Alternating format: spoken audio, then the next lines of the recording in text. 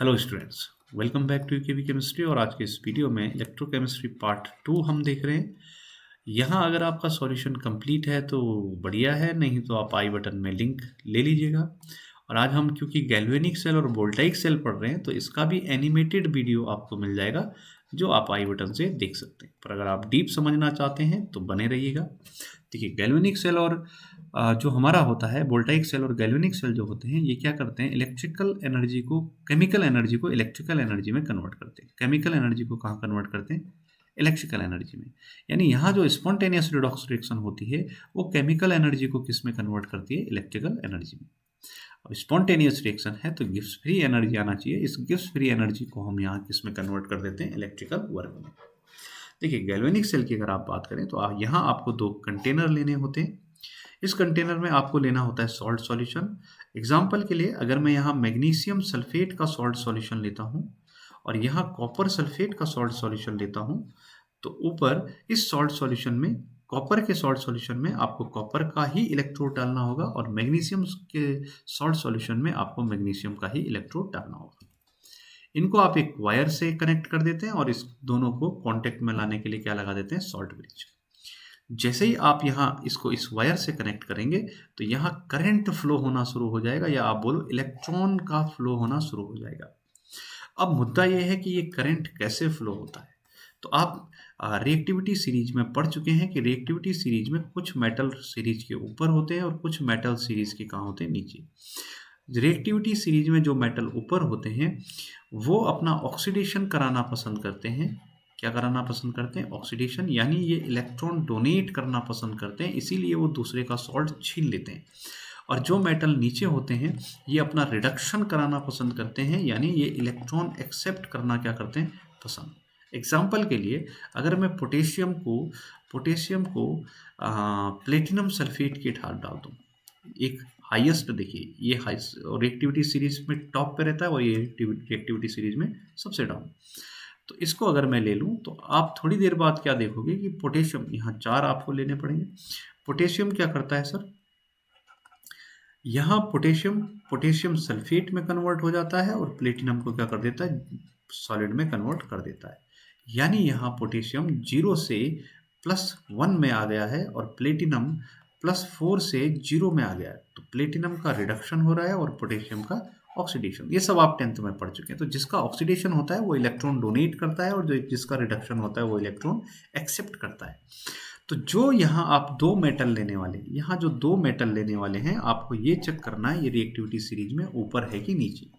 जो ऊपर होगा वो इलेक्ट्रॉन क्या कर देगा? तुरंत डोनेट। तो यहाँ मैग्नीशियम क्या करता है? तुरंत 2 इलेक्ट्रॉन डोनेट कर लेता है और किस में कन्वर्ट हो जाता है? Magnesium positive. यहाँ कॉपर तुरंत किस में, यहाँ जो कॉपर 2 पॉजिटिव है वो 2 इलेक्ट्रॉन एक्सेप्ट करके किस में कन्वर्ट हो जाता है? कॉपर में। तो ये सब यहाँ होने वाला है, अभी हम देखेंगे इसको धीरे धीरे। अब यहाँ पे देखिए, अगर इस सेल को भी मैं आधा करूँ तो ये 2 हाफ सेल आपको मिलने वाले हैं। यहाँ पे अगर एक हाफ सेल को लूँ तो जरा ध्यान रखिए, ये आपने लिया था एक कंटेनर जिसमें आपने डाल दिया है मैग्नीशियम सल्फेट और इस मैग्नीशियम सल्फेट में आपने डाल दिया इलेक्ट्रोड। तो इस मैग्नीशियम के इलेक्ट्रोड और इस मैग्नीशियम के सॉल्यूशन के बीच का जो पोटेंशियल डिफरेंस है, इसके बीच का जो पोटेंशियल डिफरेंस है, इसको हम नाम दे देते हैं इलेक्ट्रोड पोटेंशियल। क्या नाम दे देते हैं? Electrode potential. इलेक्ट्रोड और सॉल्यूशन के बीच का पोटेंशियल डिफरेंस क्या कहलाता है? Electrode potential. अब ये जो इलेक्ट्रोड पोटेंशियल आप देख रहे हैं, अगर आप 298 केल्विन पे 1 बार प्रेशर पे और 1 मोलर वॉल्यूम पे लेंगे तो तब हम इसको नाम दे देते हैं स्टैंडर्ड इलेक्ट्रोड पोटेंशियल। अब चूंकि यहाँ मैग्नीशियम, क्योंकि यहाँ मैग्नीशियम किस में कन्वर्ट हो रहा है सर? Mg2 पॉजिटिव में कन्वर्ट होकर 2 इलेक्ट्रॉन डोनेट कर रहा है, इसलिए यहाँ इस मैग्नीशियम का क्या होगा? ऑक्सीडेशन। इसलिए जहाँ ऑक्सीडेशन होता है उसको हम क्या नाम यहाँ देने वाले हैं? एनोड। तो इसका ऑक्सीडेशन हो रहा है, इसलिए इस Mg को हम क्या बोलने वाले हैं? एनोड। कॉपर क्या कर रहा है? कॉपर 2 इलेक्ट्रॉन एक्सेप्ट करके किस में कन्वर्ट हो रहा है? कॉपर सॉलिड में कन्वर्ट हो रहा है, इसलिए इसका रिडक्शन हो रहा है ना? और रिडक्शन हो रहा है तो इसको हम क्या नाम देने वाले हैं? कैथोड। क्लियर है? तो ये डीप स्टडी हम अभी डेनियल सेल में करने वाले हैं। अब ये जो हमारे पास क्या होता है, ये जो हमारे पास गैल्वेनिक सेल है, ये गैल्वेनिक सेल की एक ब्रॉड कैटेगरी है सर, एक ब्रॉड कैटेगरी हमारे पास है। देखिए आपने अभी एमजी और किसका लिया है, कॉपर का लिया है। आप इसी एमजी के साथ किसको ले सकते हैं, एजी को ले सकते हैं। आप इसी एमजी के साथ आयरन को ले सकते हैं, या इस आयरन के साथ एजी को ले सकते हैं। इस आयरन के साथ आप कॉपर को ले सकते हैं। आप जिंक के साथ कॉपर को ले सकते हैं। आप जिंक के साथ एजी, ब्रॉड कैटेगरी में आप इस सेल को बना सकते हैं। यहाँ तक कि जिंक के साथ आप हाइड्रोजन का हाइड्रोजन के साथ बना सकते हैं। आयरन को हाइड्रोजन के साथ बना सकते हैं, है ना। टिन को हाइड्रोजन के, ब्रॉड कैटेगरी के सेल बना सकते हैं आप गैल्वेनिक सेल में। लेकिन इस गैल्वेनिक सेल में ये वाला जो सेल है जिंक और कॉपर का, ये थोड़ा सा स्पेसिफिक सेल है, क्योंकि इस सेल को हम स्पेशल एक नाम दे देते हैं डैनियल सेल। तो बस इसी डैनियल सेल में हम इस गैल्वेनिक सेल की पूरी कहानी समझने वाले हैं। तो अगला हम देखते हैं डैनियल सेल। तो डैनियल सेल की हम बात कर लेते हैं। देखिए डैनियल सेल क्या है, बेस्ट एग्जांपल है हमारे पास गैल्वेनिक सेल का, और इसमें हम केमिकल एनर्जी को किस में कन्वर्ट करते हैं, इलेक्ट्रिकल एनर्जी में। ये जो डैनियल सेल है, यहाँ भी आपको 2 इलेक्ट्रोड मिलने वाले हैं, पर अब आपको इलेक्ट्रोड मिलेंगे किसके, जिंक और कॉपर के। यानी अगर कोई भी और इलेक्ट्रोड हुए तो वो गैल्वेनिक सेल है, और अगर इसी गैल्वेनिक सेल में जिंक और कॉपर का इलेक्ट्रोड आता है तो ये आप क्या बोलने वाले हैं, इसको डैनियल सेल। क्लियर है। और इसको भी हम कॉपर सल्फेट और जिंक सल्फेट के सॉल्यूशन में डिप कर देंगे। यानी ये जो मेरे पास जिंक का इलेक्ट्रोड है, ये आपको डालना होगा किसमें, जिंक सल्फेट के सॉल्यूशन में, और इसको आपने डालना होगा कॉपर सल्फेट के सॉल्यूशन में। अब ये जिंक और जिंक सल्फेट वाला है इसको आप नाम दे देंगे जिंक का हाफ सेल, और इसको नाम दे देंगे आप कॉपर का हाफ सेल। तो 2 हाफ सेल आपके पास अवेलेबल हैं। इन दोनों को आपने कनेक्ट कर दिया किससे, एक वायर से।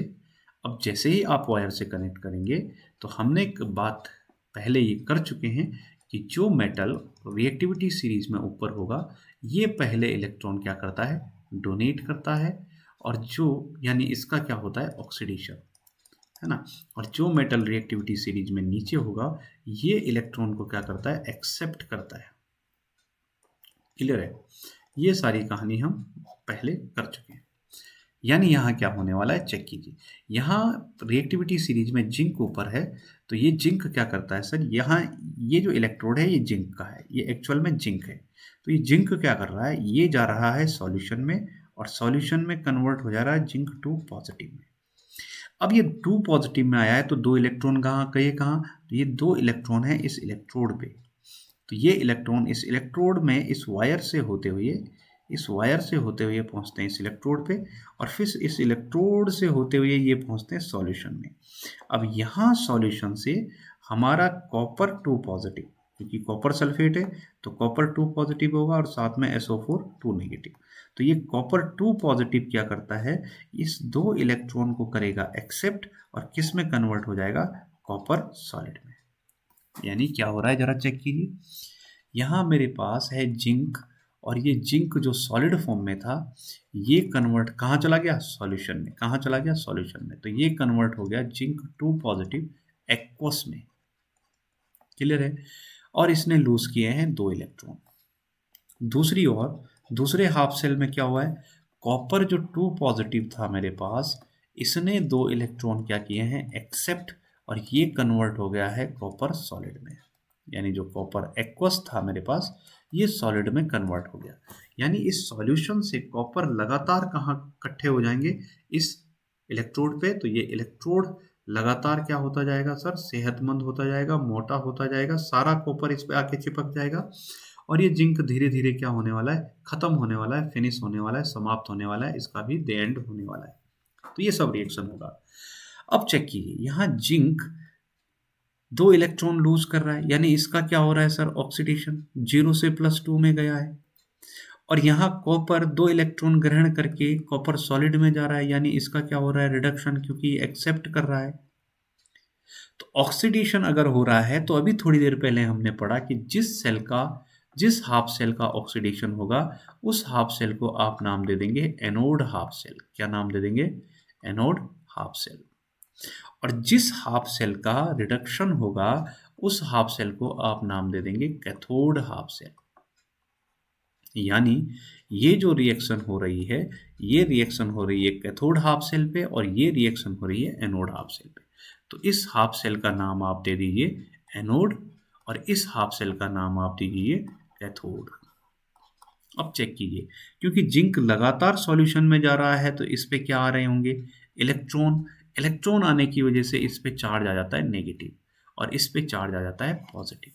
तो जो एनोड हाफ सेल होगा आपका, ये होगा नेगेटिवली चार्ज और कैथोड हाफ सेल आपका कैसा होगा, पॉजिटिवली चार्ज। अब अगर इन दोनों रिएक्शन को मैं करूं, सॉल्व करूं, ऐड करूं, तो देखिए दो इलेक्ट्रॉन से दो इलेक्ट्रॉन क्या हो जाते हैं, कैंसिल। तो अब एरो के इधर वाले इधर लिख लीजिए और एरो के इधर वाले इधर। तो टोटल जो सेल में रिएक्शन हो रही है वो क्या हो रही है, जरा चेक कीजिए। तो मैं लिख रहा हूँ कुल रिएक्शन, टोटल रिएक्शन। तो टोटल रिएक्शन आपके पास क्या हो रही है, देखिए जिंक प्लस यहाँ क्या है, कॉपर 2 पॉजिटिव, Cu2 पॉजिटिव, और ये कन्वर्ट हो रहा है सर किसमें, zinc 2 positive plus Cu solid. तो ये है एक्वस, ये भी है एक्वस मीडियम में, और ये है आपका सॉलिड मीडियम। तो ये जो टोटल रिएक्शन है ये चल रही है हमारी इस सेल में। अब इस सेल, इस इलेक्ट्रोड और इस सॉल्यूशन के बीच के इलेक्ट्रोड पोटेंशियल डिफरेंस को आपने इलेक्ट्रोड पोटेंशियल बोला, और इन दोनों सेल के बीच के पोटेंशियल डिफरेंस को हम बोलते हैं E cell, cell potential. Clear है। अब देखिए ये काम हो रहा है। यहाँ पे मैं एक चीज और पहले समझ लेते हैं कि जिंक कॉपर में जा रहा है, ये सब कहानी हो रही है, ये टोटल सेल रिएक्शन है। ये हमारे पास क्या है, टोटल सेल रिएक्शन। अब टोटल सेल रिएक्शन को अगर आप सेल नोटेशन में बदलें, अब आईयूपीएसी एक और बात बोलता है सर कि इस सेल को आप अब कितनी बार इतना बड़ा स्ट्रक्चर बनाएंगे, तो इसके लिए एक छोटा सा तरीका है सेल नोटेशन। और इस सेल नोटेशन का हमारे पास जो ट्रिक है, सेल नोटेशन करते हुए आपको याद रखना है लॉन। यानी आपको लेफ्ट साइड में ऑक्सीडेशन कर लिखना है और फिर उसी ऑक्सीडेशन को एनोड बोलते हैं और उसका चार्ज कैसा होता है, नेगेटिव। यानी यहाँ ऑक्सीडेशन किसका हो रहा है, जिंक का। तो लेफ्ट हैंड साइड में बीच में हम लगा देते हैं सॉल्ट ब्रिज। तो अभी हम इस सॉल्ट ब्रिज का काम समझेंगे। लेफ्ट हैंड साइड में आप बीच में आपने लगा दिया सॉल्ट ब्रिज, और इसके लेफ्ट में आप लिख देंगे ऑक्सीडेशन जिसका हो रहा है। तो जिंक का ऑक्सीडेशन हो रहा है, जिंक 2 पॉजिटिव एक्वस में, है ना। जिंक सॉलिड किस में कन्वर्ट हो रहा है, जिंक 2 पॉजिटिव एक्वस में। और राइट हैंड साइड में लिख देंगे आप जिसका रिडक्शन हो रहा है, कॉपर 2 पॉजिटिव जो एक्वस मीडियम में था, ये किसमें कन्वर्ट हो रहा है, कॉपर सॉलिड में। तो इस तरीके से आप सेल को बना देंगे। सेल कैसे बनाना है, लॉन का यूज करके लेफ्ट साइड में उसको लिखेंगे जिसका ऑक्सीडेशन हो रहा है, और राइट साइड में उसको लिखेंगे जिसका रिडक्शन हो रहा है। और बीच में हम ये जो दो डंडियां लगाते हैं, इन दो डंडियों को हम नाम दे देते हैं सॉल्ट ब्रिज। और ये जो आप सिंगल डंडी लगा रहे हैं इसका नाम होता है फेज बाउंड्री, जो जिंक को उसके सॉल्यूशन से अलग करती है, और जो एक हाफ सेल को दूसरे हाफ सेल से अलग करती है, उसको बोलते हैं हम सॉल्ट ब्रिज। सेल को जो अलग अलग करता है, और जो या दो हाफ सेल के बीच की जो बाउंड्री है ना, उसी को हम क्या बोल रहे हैं, सॉल्ट ब्रिज। और एक इलेक्ट्रोड और उसके सॉल्यूशन के बीच की जो बाउंड्री है उसको हम क्या बोलते हैं, फेज बाउंड्री। तो ये जो आपने लगाया ये फेज बाउंड्री, और ये जो आप लगा रहे हैं ये क्या है, हमारे पास सॉल्ट ब्रिज। क्लियर है। अब देखिए, अब ये सॉल्ट ब्रिज नाम तो आ गया सर, इस सॉल्ट ब्रिज की जरूरत क्या है, क्या आवश्यकता होती है इस सॉल्ट ब्रिज की, इसको समझने की कोशिश करते हैं। तो ये सॉल्ट ब्रिज होने की हमारे पास क्या जरूरत है, क्यों लिया। अब पहले ये सॉल्ट ब्रिज है क्या सर, समझिए। सॉल्ट ब्रिज हमारे पास है यू शेप का एक ट्यूब, जिसके अंदर आपने भरा है अगर अगर सॉल्यूशन, और इसको आप फिल कर देंगे कॉटन से। यहाँ पे आपने लगा दिया कॉटन, और इसके अंदर आप भर देंगे अगर अगर सॉल्यूशन, और इस अगर अगर सॉल्यूशन के साथ आप मिक्स करते हैं किसका, पोटेशियम क्लोराइड ले लो, या आप पोटेशियम क्लोराइड ले सकते हैं, सोडियम क्लोराइड ले सकते हैं, पोटेशियम नाइट्रेट बहुत सारे, और इनको बोलते हैं सर हम इनर्ट इलेक्ट्रोलाइट। इनर्ट इलेक्ट्रोलाइट आपने इसके साथ मिक्स कर देने हैं। ठीक है। अब ये इनर्ट इलेक्ट्रोलाइट को मिक्स करके किसके साथ, अगर अगर सॉल्यूशन का पेस्ट बना के आप इस यू शेप की ट्यूब में मिक्स कर रहे थे, और इसको कॉटन से बंद करके इसके अंदर डिप कर देंगे। यानी इसके अंदर आपको यहाँ पे आपने डाल रखा है केसीआर। अब देखिए हमने क्या बोला, जैसे ही जिंक, जैसे ही ये वायर कनेक्ट होगा तो जिंक यहाँ किस में कन्वर्ट हो जाता है, जिंक 2 पॉजिटिव में। तो यहाँ इस सॉल्यूशन में जब जिंक 2 पॉजिटिव आना शुरू कर देगा तो इस सॉल्यूशन के अंदर पॉजिटिव चार्ज क्या हो जाएगा, इंक्रीज हो जाएगा। पॉजिटिव चार्ज क्या हो जाएगा हमारा, इंक्रीज। इस तरीके से जिंक 2 पॉजिटिव यहाँ आ जाएंगे। और क्योंकि यहाँ से कॉपर आयन ऊपर जा रहा है, Cu देखो यहाँ क्या हो रहा था, Cu2 positive ion 2 electron accept कर रहा था और किस में कन्वर्ट हो रहा था, Cu सॉलिड में। तो अब कॉपर 2 पॉजिटिव तो चला गया इलेक्ट्रोड पे, तो सॉल्यूशन में आपको क्या मिलने वाले हैं, sulphate, SO4 2 negative, SO4 2 negative. ये आपको यहाँ सॉल्यूशन के अंदर मिलने वाले हैं इस तरीके से। तो इस सॉल्यूशन में आपको सिर्फ क्या मिलेगा, नेगेटिव चार्ज, और इस सॉल्यूशन में आपको मिलेगा सिर्फ और सिर्फ पॉजिटिव चार्ज। तो अगर ये चार्ज डिफरेंस ज़्यादा क्रिएट हो जाता है, ये चार्ज डिफरेंस अगर इक्वल नहीं रहता है, क्रिएट हो जाता है चार्ज डिफरेंस, तो हमारा करंट क्या हो जाता है, करंट का फ्लो बंद हो जाता है, करंट नहीं चलता है। तो इस करंट के फ्लो को बनाए रखने के लिए हम लगाते हैं इस सॉल्ट ब्रिज को। तो पहला काम तो इसका यही है कि ये इस स्ट्रक्चर को कंप्लीट करता है। दूसरा, इसके अंदर जो इलेक्ट्रोलाइट है, अब देखिए जैसे ही यहाँ जिंक पॉजिटिव, ये पॉजिटिव चार्ज जैसे ही इंक्रीज करेगा, वैसे ही यहाँ से ये Cl आके इसके साथ जुड़ जाएगा और यहाँ पे क्या चार्ज दे देगा, नेगेटिव। अब इस सॉल्यूशन में नेगेटिव चार्ज को बनाए रखने के लिए कौन आ गया, क्लोरीन। तो अब अगर 10 पॉजिटिव चार्ज जिंक देता है तो 10 क्लोरीन आके क्या दे देते हैं, नेगेटिव चार्ज। तो टोटल चार्ज क्या हो जाता है हमारा, 0। यहाँ मेरे पास अगर टोटल नेगेटिव चार्ज 10 जनरेट हुए हैं तो यहाँ से आता है आपका पोटेशियम पॉजिटिव, और ये यहाँ क्या जनरेट कर देता है, 10 पॉजिटिव चार्ज। तो यहाँ भी टोटल चार्ज क्या हो जाता है, 0। तो दोनों जगह चार्ज को बनाए रखने के लिए, चार्ज को बैलेंस करने के लिए किसका इस्तेमाल किया जाता है, सॉल्ट ब्रिज का। और इस सॉल्ट ब्रिज में हमने रखा रहता है इनर्ट इलेक्ट्रोलाइट, KCl के फॉर्म।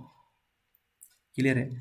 तो आपने समझा कि क्यों जिंक इलेक्ट्रॉन दे रहा है, क्योंकि जिंक रिएक्टिविटी सीरीज में ऊपर है, इसलिए कहा जाता है सॉल्यूशन में जिंक 2 पॉजिटिव के फॉर्म में, और यहाँ इलेक्ट्रॉन डोनेट करता है, और ये इलेक्ट्रॉन यहाँ सॉल्यूशन में जाके कौन एक्सेप्ट करता है, कॉपर। और कॉपर इन 2 इलेक्ट्रॉन को एक्सेप्ट करके किस में कन्वर्ट हो जाता है, कॉपर सॉलिड में। ये बेसिक रिएक्शन है, और ये इसका है टोटल सेल रिएक्शन। और जब हम सेल नोटेशन करते हैं तो किसका इस्तेमाल करते हैं, लोन का। ये सेल नोटेशन का प्रोसेस हमें IUPAC ने समझाया भैया, है ना। और सेल नोटेशन करने के लिए हमेशा पहले उसको लिखते हैं जिसका ऑक्सीडेशन होता है, और बाद में उसको लिखते हैं जिसका रिडक्शन होता है। एक सेल के इलेक्ट्रोड और उसके सॉल्यूशन के बीच फेज बाउंड्री लगाते हैं, और 2 हाफ सेल के बीच में हम क्या लगाते हैं, सॉल्ट ब्रिज। क्लियर है, क्लियर है।